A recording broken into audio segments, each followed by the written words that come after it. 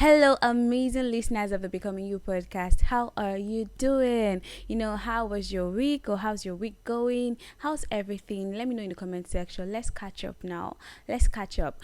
On my end, I had a very rough week. Let me just put it that way. I resumed academic activities officially this week, and there's been a lot of integration going on. I'm trying to just get back into the mood, and I also had my birthday last weekend.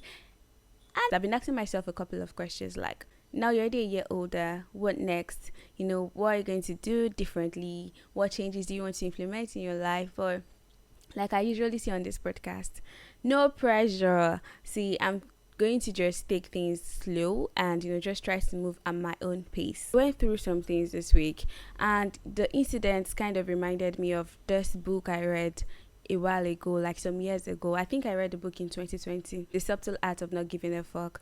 I think I need to read that book again. I struggle with saying no. I really do not know how to say no. I'm nice to a fault, and I think I need to work on that aspect of my life. This is just a digression, by the way. So yeah, if you have the soft copy, holler me in the comment section. I think I need to read that book again. I need to remind myself, of some things that are highlighted in the book. That being said, what else happened to me this week? Nothing more. In today's episode, talking about failure. Yes, failure. Failing at something or not getting your desired result from something you've put your all into, it hits differently. Hurt is very painful, and first we feel disappointed in ourselves. Later we start questioning our abilities because it didn't go as planned. There's so many questions we tend to ask ourselves after failing at something. It's from like, what could I have done better? Why did I fail at this? Oh, maybe I'm not really good at anything. Just so many questions. We just feel like we let ourselves down. We start questioning our abilities, our competences. In general, I think dealing with failure is actually very complicated. It's very complicated because I've seen people have, different approach to how they handle failure or how they, I think we're dealing with it, failure, how they deal with failure. For some people, failure or failing at something is just the sign they need to give up on a particular thing they've been pursuing. For others, is that incentive they need to go harder. The song, go hard or go home. But really, how do we know when to keep going? How do we know when to walk away? How do we know the right thing we're supposed to do after failing at something we put our time, our efforts, energy, money into? We'll be talking about this. So since encountering failures here and there on the pathway to success is somewhat or somehow inevitable, we'll just be talking about it on today's podcast. How do we have the right attitude? How do we deal with failure? How do we pick ourselves up? How do we bounce back after failing at something? After feeling frustrated? All those things here. There's this saying that goes, tough times don't last, but tough people do. Without wasting time, let's dive into the conversation of the day. Right before we dive in, let's hear what these amazing people think of the adulthood phase. Adulthood is responsibility. Adulthood is complicated. Adulthood is growth. Adulthood is maturity. Adulthood is being independent. Adulthood is stressful. Adulthood has been confronting. Adulthood is draining. Adulthood is decision making. Adulthood is resilient. Adulthood is overwhelming. Adulthood is fun and adventurous. Remember, I'm not here to demonize this phase, but to say it as it is. On today's episode, I'm trying to sound like my personality. I don't know if that makes sense. I'll describe myself as a strong-willed softie. Like, I think I'm so soft at heart. I am extremely soft at heart. That's why I want to read that book, The Subtle Art of Not Giving a Fuck. Please send me that book. Send that book my way immediately. Oh yeah, so back to the conversation of the day. I've consistently gone after my goals, chased after my goals. It hasn't been easy, for real. I've faced a lot of difficulties, hurdles, failures, and I constantly have emotional breakdowns. Oh my God. I have emotional breakdowns a lot, but what I find interesting about my personality is how I'm able to pick up myself, or how I'm able to bounce back after each breakdown. How I'm able to give myself the reassurance, how I'm able to just find a way and a reason to try again. The first time I understood firsthand what it meant to feel was when I saw my WAEC results. WAEC is the West African certificate. I think that's the secondary school living certificate here. So when I saw my WAEC results, it was really, really bad. And I had studied, I think, to the best of my ability. I think I gave it my all. Or looking back, at the time, I felt I had given it my all. Looking back at, my life in secondary school, my preparation for my WAEC, now I realize that there are things I could have done differently, but that's by the way. At the time, I felt like I gave it my all. I studied as much as I could have. I prayed a lot. So when I saw my result, I was shocked, I was sad, I was devastated. I had a lot of crying episodes. I was asking God questions like, don't you want me to study? Why would you allow me to fail this much? Yeah, I was really naive. I think I was 15 or 14 then. This is like 10 years ago. Really naive. I was really sad. I felt really bad. And most importantly, I felt like I had let my parents down. All the money they've been spending on me, I allowed it to go to a waste, things like that. And I became depressed. I lost interest in food.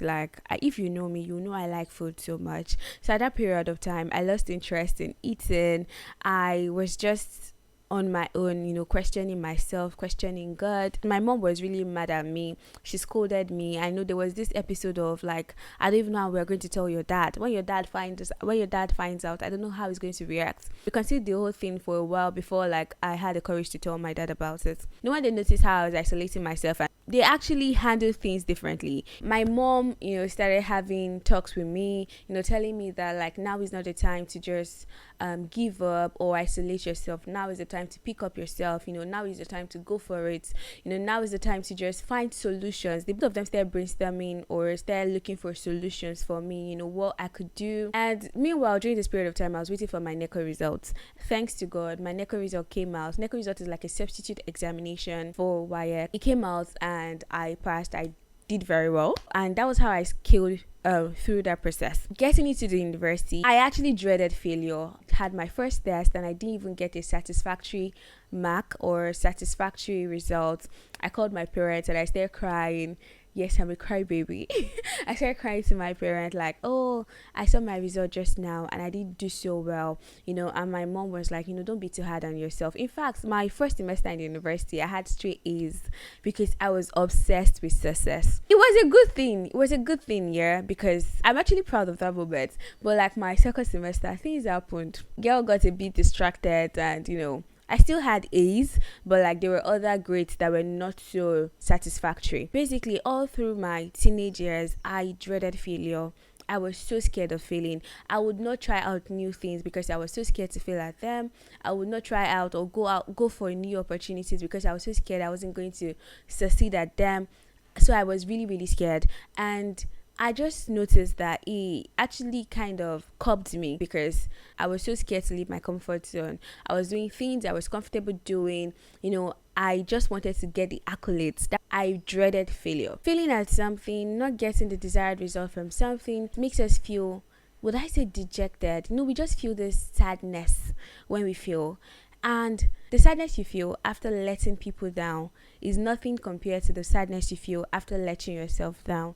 When you let yourself down, the sadness is more profound because you don't have anybody to console you. I mean, when I failed my WAEC, I had my parents beside me. I felt like I let them down and they were there to console me. At some point, when they moved on from the whole situation, I was like, why are you still sulking around when people that spent the money have moved on? So that was the ginger I needed to just leave the dark space I was at that time.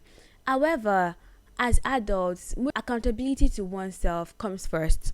It comes first. So when we're going for things, we're going for them with more intentionality. We're making sacrifices to go for these things. So when they don't go as planned, when they don't work out as planned, it tends to hit us harder. Personally, I've really not seen anybody that has been capable of talking me out the sadness I feel when I let myself down, unless I'm ready and willing to just do the work and just leave the dark space that disappointment and failure has kept me in. Failure is actually very traumatizing. If we're being sincere, it's actually very traumatizing, and unless we're able to handle it properly, it can actually become a roadblock in our lives.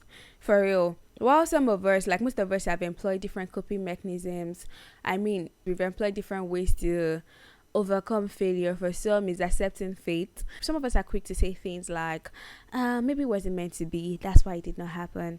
But have you thought to ask yourself, maybe it was meant to be, but I actually did not do enough? Maybe it was meant to be, and I just need to try again. Maybe it was meant to be, and something just went wrong along the line. So personally, I think giving up on our dreams or on our goals, or giving up on something we've been pursuing for a while because we feel that it is actually a very wrong approach.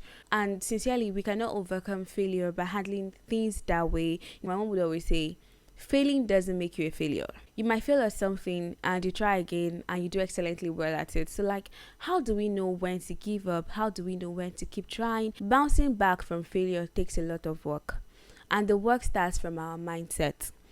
It's not enough for you to know that, oh, failure doesn't make me, oh, I'm not a failure if I fail at this thing.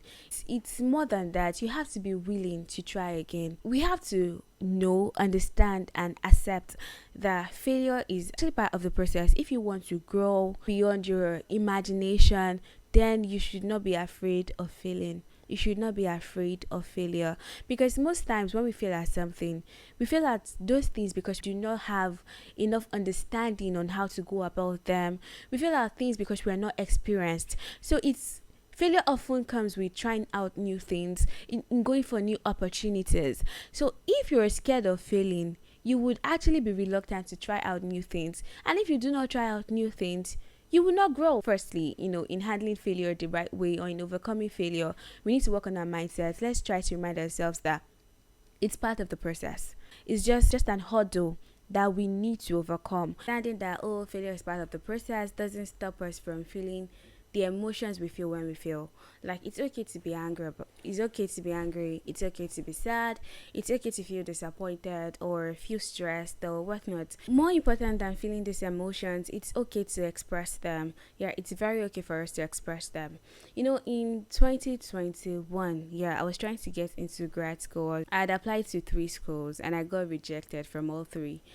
I was devastated. Like, oh my god, I felt so broken. I felt so terrible. I felt so bad. It was a really, really bad time for me, and I cried about it. And I told my parents about it, my friends, everybody knew about it, and they were consoling me. They said things like, I'm sorry, you try again, you will not give up. These things are easier said. Yeah, like my mom was even like, just pick up yourself and try again. When she told me to try again, I was like, you don't understand. Okay, so to partake in the admission process of the schools, I had to submit my research proposal. And writing or coming up with my research proposal was very tasking for me, because I was trying to apply for a course that was totally different from what I studied in my first degree. So it was a bit challenging for me. But it was my dream. It was what I wanted. Tried. I gave it my best. So for me, it was like months of hard work. My hopes were shattered, and it was like, okay, are you sure you're actually supposed to be pursuing a master's degree in this field you want to go into? At that point, I started questioning myself, okay, why not just stay in the field you're familiar with, do something with the Portuguese language, maybe, do a master's in Portuguese or something. But I just knew, like, I wanted more. I wanted something different, and I wasn't going to give up on my dreams, guys. While I was mad at everyone that was telling me, you just try again, deep down I knew I had no choice. I just had to try again. So what I did? I went to the school portal, and one of the schools released a list. The others, they were a bit discreet, but this particular one released a list of everyone that had applied for the master's program. Then I saw one name that looked familiar, like the name did not look Brazilian, it looked African, but I wasn't sure of the African country the person was from. So I just took out the name and I looked for that person. Yes, I looked for the person. I looked for him. I found him on LinkedIn. Before reaching out to him, I sat myself down and I gave myself a very, very, very honest review. I read my proposal again and I felt like it could be better, but I really did not. I wasn't sure of how to make it better. And, that's why I felt like it was really necessary for me to reach out to the guy. So I don't end up making like the same mistake I had made in my previous application. So yeah, firstly, we have to know that failure is part of the process. Secondly, we have to know that it's okay for us to feel the emotions. It's okay for us to feel the emotions, and it's okay for us to express our emotions. Thirdly, we have to be honest with ourselves, be honest with our feedbacks. Look at the process, look at what you did, be honest to yourself. How could it have been better? If you're unable to identify how it could have been better, don't hesitate to reach out to somebody. I reached out to him on LinkedIn. I wrote the message comprehensively, like, this is Buki. I had applied with you. I found your name on the list, and congratulations for getting the admission. I'm so happy for you. However, I'm willing to try again next year. Would you mind, like, walking me through the process, putting me through or something? And he said, okay, you know what, just send me your research proposal. And that was it, guys. That was it. He got the proposal. He told me the changes I needed to effect, and it was just a really, really enlightening process for me. He was also surprised that I had reached out to him, because he found it weird that I actually did not like feel bad that I didn't get it and he got it. We're both foreign students, and he was really surprised, but it was really helpful. It was really, really helpful. The guy is from Guinea-Bissau. It was a really nice person. Guinea-Bissau, sorry.